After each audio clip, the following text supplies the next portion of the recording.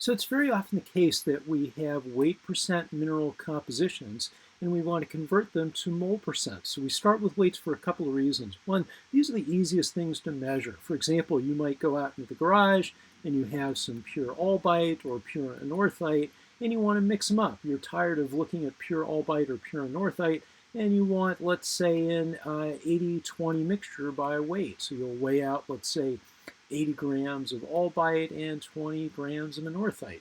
Well, what kind of composition would you have? How would you write out the composition? If we had pure albite, that would be NaAlSi3O8. And then if we had pure anorthite, that is CaAl2Si2O8.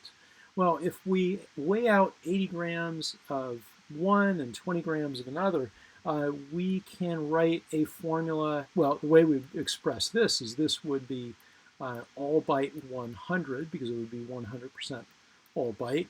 This, if we use the same notation, would be albite 0. It's not very clear what's absent because we can also have orthoclase, so we could also write this as AN100. But if we only have two components, then these two things are simple enough or sufficient enough for expressing the composition. If we only have two components, we can only have one or the other. All right, so let's take a look at how we would convert the weight percent minerals to a mole percent. So what would we have if we mix these two together? Well, we will start with albite.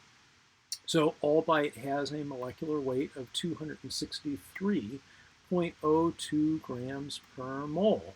So if we have 80% of that, then what we will do is we will take 80% or 0.8, that would be in grams, and divide it by 263.02 grams per mole.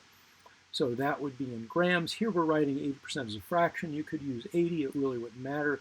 You'll end up with the same proportions. Notice that grams will cancel and mole will end up on top.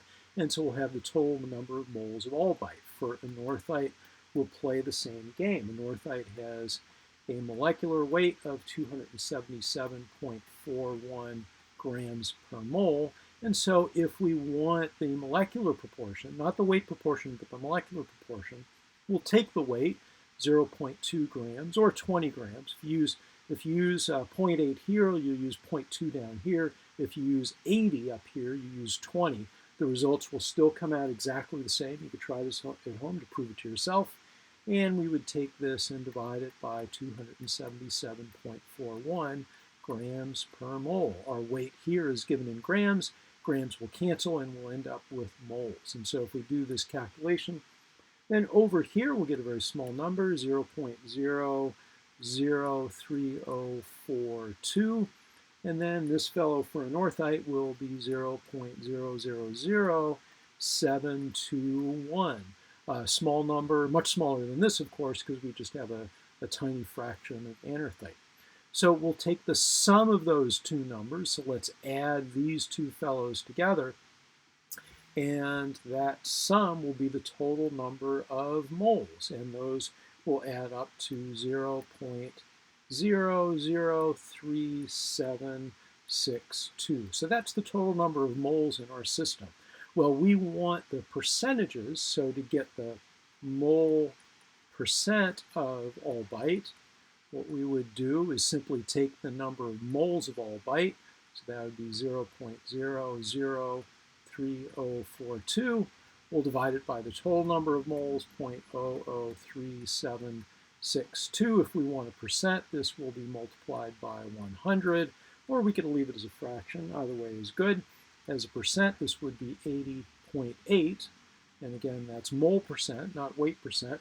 And we could play the same game with anorthite. So anorthite would be the case where we take this value, 0.000721, multiply that by 100 if we want a percent, and divide the whole thing by 0.003762, and that will give us 19.2 mole percent.